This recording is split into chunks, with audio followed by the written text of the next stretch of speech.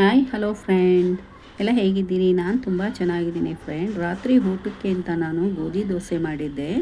ಗೋಧಿ ದೋಸೆ ಮಾಡೋಕ್ಕೆ ನಾನು ಒಂದು ಬಟ್ಲು ಗೋಧಿ ಹಿಟ್ಟು, ಅರ್ಧ ಬಟ್ಲು ಚಿರೋಟಿ ರವೆ, ಹಾಗೆ ಒಂದು ಅರ್ಧ ಬಟ್ಲು ಅಕ್ಕಿ ಹಿಟ್ಟು ಮತ್ತು ಒಂದು ಸ್ಪೂನ್ ಜೀರಿಗೆ ಎಲ್ಲನೂ ಹಾಕ್ಕೊಂಡು, ಉಪ್ಪು ರುಚಿಗೆ ಎಷ್ಟು ಬೇಕೋ ಅಷ್ಟು ಹಾಕ್ಕೊಂಡು ನೀಟಾಗಿ ಎಲ್ಲ ಚೆನ್ನಾಗಿ ಒಂದು ಸಲ ಮಿಕ್ಸ್ ಮಾಡ್ಕೊಳ್ಳೋಣ. ಮಿಕ್ಸ್ ಮಾಡಿ ಹಾಗೆ ನೀರು ಹಾಕಿ ನಾವು ದೋಸೆ ಹಿಟ್ಟಿನ ಅದಕ್ಕೆ ಕಲಿಸ್ಕೊಳ್ಳೋಣ. ತುಂಬ ರುಚಿಕರವಾಗಿರುತ್ತೆ. ಇದಕ್ಕೆ ತರಕಾರಿ ಎಲ್ಲ ಹಾಕೋದ್ರಿಂದ ಯಾರೆಲ್ಲ ಮಕ್ಕಳೆಲ್ಲ ತರಕಾರಿ ತಿನ್ನಲ್ವೋ ಅವ್ರಿಗೂ ಕೂಡ ತರಕಾರಿ ಸೇರುತ್ತೆ. ನೋಡಿ, ಈಗ ನಾನು ತರಕಾರಿ ತಿನ್ನಲ್ಲ ಅನ್ನೋರಿಗೆ ಈ ದೋಸೆ, ಈಗ ಎಷ್ಟೋ ಮಕ್ಕಳು ತರಕಾರಿ ತಿನ್ನಲ್ಲ, ಇದಕ್ಕೆ ಮಿಕ್ಸ್ ಮಾಡಿ ಹಾಕ್ಬಿಟ್ರೆ ಚೆನ್ನಾಗಿ ರುಚಿಯಾಗಿರುತ್ತೆ ಹಾಗೂ ಟೇಸ್ಟಿಯಾಗಿರುತ್ತೆ, ತಿನ್ಕೋತಾರೆ. ನೋಡಿ, ಇವಾಗ ನಾನು ಒಂದು ಆಲೂಗಡ್ಡೆ ತುರಿದು ನೀರಲ್ಲಿ ಹಾಕಿಟ್ಟಿದ್ದೆ, ಆಲೂಗಡ್ಡೆ ಕಪ್ ಬಂದುಬಿಡುತ್ತೆ ಅಂತ. ಹಾಗೆ ಈರುಳ್ಳಿ, ಒಂದು ಕ್ಯಾರೆಟು, ಒಂದು ಗೆಡ್ಡೆಕೋಸು ತುರಿದಿರೋದನ್ನ ಎಲ್ಲ ಗೋಧಿ ಹಿಟ್ಟು ಕಲಸಿದ್ದೀನಲ್ಲ ದೋಸೆ ಹಿಟ್ಟು ಅದಕ್ಕೆ ಹಾಕ್ತಾಯಿದ್ದೀನಿ. ಒಂದು ಈರುಳ್ಳಿ ಕೂಡ ಹಾಕ್ತಾಯಿದ್ದೀನಿ. ಕ್ಯಾರೆಟು, ಈರುಳ್ಳಿ, ಆಲೂಗಡ್ಡೆ, ಗೆಡ್ಡೆಕೋಸು ಮತ್ತು ನಮಗೆ ಸ್ವಲ್ಪ ಕರ್ಬೇವಿನ ಸೊಪ್ಪು, ಸ್ವಲ್ಪ ಹಸಿಮೆಣ್ಸಿನ್ಕಾಯಿ. ಮಕ್ಕಳು ತಿನ್ನೋದಾದರೆ ಹಸಿಮೆಣ್ಸಿನ್ಕಾಯಿ ಸ್ಕಿಪ್ ಮಾಡಿ, ಸ್ವಲ್ಪ ಚಿಲ್ಲಿ ಪೌಡ್ರ್ ಹಾಕ್ಕೊಳ್ಳಿ ಆ ಜಾಗದಲ್ಲಿ, ಕೊತ್ತಂಬರಿ ಸೊಪ್ಪು ಎಲ್ಲ ಹಾಕಿ ಚೆನ್ನಾಗಿ ಕೈಯಿಂದ ಮಿಕ್ಸ್ ಮಾಡಿ. ನೋಡಿ, ಈಗ ಮಿಕ್ಸ್ ಮಾಡಿದಾಗಿದೆ. ಇಷ್ಟೇ ಗಟ್ಟಿ ಇರಲಿ, ಇಲ್ಲಾಂದ್ರೆ ದೋಸೆ ಚೆನ್ನಾಗಿ ಬರಲ್ಲ. ಬನ್ನಿ, ಇವಾಗ ಒಂದು 10 ನಿಮಿಷ ಸೈಡ್ಗೆ ಇಟ್ಬಿಡೋಣ. ಪ್ಲೇಟ್ ಮುಚ್ಚಿ ಒಂದು 10 ನಿಮಿಷ ಸೈಡ್ಗಿಟ್ಟು ನಾನು ಅದಕ್ಕೆ ಒಂದು ಚಟ್ನಿ ಮಾಡ್ಕೊತಾ ಇದ್ದೀನಿ, ಟೊಮೊಟೊ ಚಟ್ನಿ. ಒಂದು ದೊಡ್ಡ ಸ್ಪೂನಲ್ಲಿ ಎಣ್ಣೆ ಹಾಕ್ಕೊಂಡಿದ್ದೀನಿ. ಎಣ್ಣೆ ಹಾಕ್ಕೊಂಡ ನಂತರ ಈಗ ಈರುಳ್ಳಿ ಹಾಕ್ಕೋತಾ ಇದ್ದೀನಿ. ಈರುಳ್ಳಿ ಸ್ವಲ್ಪ ಫ್ರೈ ಆಗಲಿ ಲೈಟಾಗಿ. ಈರುಳ್ಳಿ ಫ್ರೈ ಆಗ್ತಾಯಿದೆ. ಈಗ ಈರುಳ್ಳಿ ಫ್ರೈ ಆದ ನಂತರ ನಾವು ಟೊಮೊಟೊ ಚಟ್ನಿ ಮಾಡಿದ್ದೆ. ಇದಕ್ಕೆ ಬೇಕಾದ್ರೆ ನೀವು ಹಾಗೆ ಕೂಡ ತುಪ್ಪ ಹಾಕ್ಕೊಂಡು ತಿನ್ಬೋದು. ಮಕ್ಕಳಿಗೆ ತುಪ್ಪದ ಜೊತೆ ಕೊಟ್ಟರೆ ತುಂಬ ಚೆನ್ನಾಗಿರುತ್ತೆ ರುಚಿ. ಏಕೆಂದರೆ ಆಲ್ರೆಡಿ ನಾವು ಇದರಲ್ಲೆಲ್ಲ ಹಾಕಿದ್ದೀವಿ. ಸ್ವಲ್ಪ ಜೀರಿಗೆ ಹಾಕಿದೆ, ಕಾಳು ಮೆಣಸು,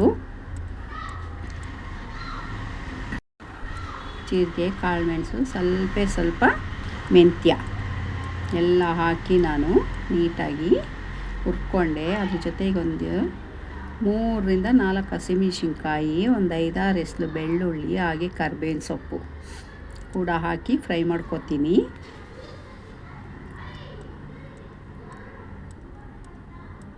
ಸಣ್ಣ ಊರಿನಲ್ಲಿ ಫ್ರೈ ಮಾಡ್ಕೊತಾ ಇದ್ದೀನಿ. ನೋಡಿ, ಈಗ ಅರಿಶಿನದ ಪುಡಿ ಹಾಕ್ತಾಯಿದ್ದೀನಿ, ಒಂದು 1/4 ಚಮಚ, 1/4 ಸ್ಪೂನ್ ಸಾಕು ಅರಿಶಿನದ ಪುಡಿ ಹಾಕಿದ ನಂತರ ನಾವೀಗ ಟೊಮೊಟೊನ ಕಟ್ ಮಾಡಿ ಇಟ್ಕೊಂಡಿದ್ವಲ್ಲ ಅದನ್ನು ಕೂಡ ಹಾಕ್ಬಿಡೋಣ. ದಪ್ಪದ 2 ಟೊಮೊಟೊ ಕಟ್ ಮಾಡಿ ಇಟ್ಕೊಂಡಿದ್ದೆ. ಈಗ ರುಚಿಗೆ ಎಷ್ಟು ಬೇಕೋ ಅಷ್ಟು ಉಪ್ಪು ಹಾಕಿ ಚೆನ್ನಾಗಿ ಟೊಮೊಟೊ ಸಾಫ್ಟ್ ಆಗೋವರೆಗೂ ಎಣ್ಣೆಯಲ್ಲಿ ಹುರ್ಕೊಂಬರೋಣ. ಬನ್ನಿ, ಚೆನ್ನಾಗಿ ಮೆತ್ತಗಾಗಬೇಕು ಟೊಮೊಟೊ, ಆಗಲೇ ಟೊಮೊಟೊ ಚಟ್ನಿ ರುಚಿಯಾಗಿರುತ್ತೆ. ಟೊಮೊಟೊ ಚಟ್ನಿ ನೀವು ಮಾಡಿಟ್ಕೊಂಬಿಟ್ರೆ ಒಂದು ವಾರ ಆದರೂ ಕೆಡಲ್ಲ. ನಾವು ಅನ್ನದ ಜೊತೆಗೆ, ಇಡ್ಲಿ ಜೊತೆ, ದೋಸೆ ಜೊತೆ, ಚಪಾತಿ ಜೊತೆ, ರೊಟ್ಟಿ ಜೊತೆ ಎಲ್ಲದಕ್ಕೂ ತುಂಬ ಚೆನ್ನಾಗಿರುತ್ತೆ. ಖಾರದ ಪುಡಿ ರುಚಿಗೆ ಎಷ್ಟು ಬೇಕೋ ಅಷ್ಟು, ನಿಮ್ಮ ಖಾರಕ್ಕೆ ಎಷ್ಟು ಬೇಕೋ ಅಷ್ಟು ಹಾಕ್ಕೊಳ್ಳಿ. ನಾನು 1 ಸ್ಪೂನ್ ಖಾರದ ಪುಡಿ ಮತ್ತು ಸ್ವಲ್ಪ ಗರಂ ಮಸಾಲ ಹಾಕಿದ್ದೀನಿ. ನೋಡಿ, ಈಗೆಲ್ಲ ಆಲ್ಮೋಸ್ಟ್ ಫ್ರೈ ಆಗ್ತಾ ಬಂತು. ಈಗ ಇದಕ್ಕೆ ತೊಳೆದಿಟ್ಕೊಂಡಿರೋ ಕೊತ್ತಂಬರಿ ಸೊಪ್ಪನ್ನು ಕೂಡ ಹಾಕಿ ಅದನ್ನು ಸ್ವಲ್ಪ ಬಿಸಿ ಮಾಡ್ತೀನಿ. ತುಂಬ ಏನೂ ಉರಿಯೋದು ಬೇಡ ಕೊತ್ತಂಬರಿ ಸೊಪ್ಪನ್ನ. ಈಗ ಸ್ಟವ್ ಆಫ್ ಮಾಡಿ ಅದು ತಣ್ಣಗಾದ ನಂತರ ರುಬ್ಕೊಂಬರೋಣ. ಆ ಕಡೆ ನಾನು 1 ಸ್ಪೂನ್ ಎಣ್ಣೆ ಹಾಕಿ ಬಾಣಲಿ ಇಡ್ತೀನಿ. ನೋಡಿ, ಈಗ ಬಾಣಲಿ ಬಿಸಿ ಆಗಲಿ. ಈ ಕಡೆ ಸ್ಟವ್ ಹಚ್ಚಿ ಹೆಂಚು ಬಿಸಿಗಿಟ್ಟಿದ್ದೀನಿ ದೋಸೆ ಹಾಕ್ಕೊಳ್ಳೋಕ್ಕೆ. ಆ ಕಡೆ ಚಟ್ನಿ ರೆಡಿ ಆಗೋ ಅಷ್ಟರಲ್ಲಿ ಈ ಕಡೆ ದೋಸೆ ರೆಡಿ ಆಗುತ್ತೆ. ಹಾಗಾಗಿ 2 ಕಡೆ ಮಾಡ್ಕೋತಾ ಇದ್ದೀನಿ. ಸಾಸಿವೆ ಹಾಕ್ತಾಯಿದ್ದೀನಿ. ಸಾಸಿವೆ ಚಿಟಪಟ ಅಂತಿದ್ದಂಗೆ ಸ್ವಲ್ಪ ಉದ್ದಿನಬೇಳೆ ಹಾಕ್ಕೋತಾ ಇದ್ದೀನಿ. ಟೊಮೊಟೊ ಚಟ್ನಿ ಉದ್ದಿನಬೇಳೆ ಹಾಕಿದ್ರೆ ರುಚಿ ತುಂಬ ಚೆನ್ನಾಗಿರುತ್ತೆ. ಉದ್ದಿನಬೇಳೆ ಹಾಕ್ಕೊಂಡ ನಂತರ ನಾನು ಈಗ ಕರ್ಬೇವಿನ ಸೊಪ್ಪು,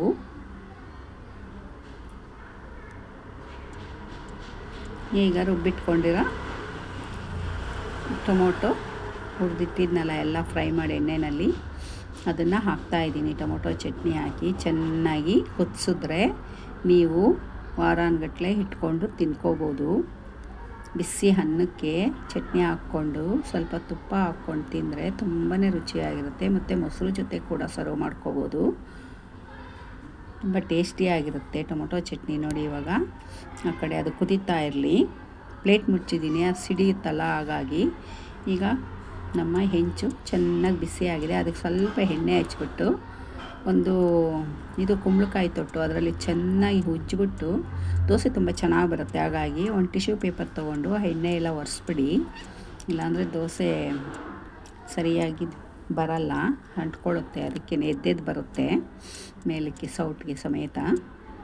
ನೋಡಿ ಇವಾಗ 2 ಸೌಟು ನಾನು ಏನು ಕಲಸಿಟ್ಕೊಂಡಿದ್ನಲ್ಲ ಗೋಧಿ ಹಿಟ್ಟಿನ ಬ್ಯಾಟರ್ ಅದನ್ನು ಹಾಕಿ ಚೆನ್ನಾಗಿ ದೋಸೆ ನಿಮಗೆ ಎಷ್ಟು ಅಗಲ ಬೇಕೋ, ತೆಳು ಬೇಕೋ, ಸ್ವಲ್ಪ ದಪ್ಪ ಬೇಕೋ ಮಾಡ್ಕೊಳ್ಳಿ. ನಾನು ಸ್ವಲ್ಪ ದಪ್ಪನೇ ಮಾಡ್ಕೊಂಡಿದ್ದೀನಿ.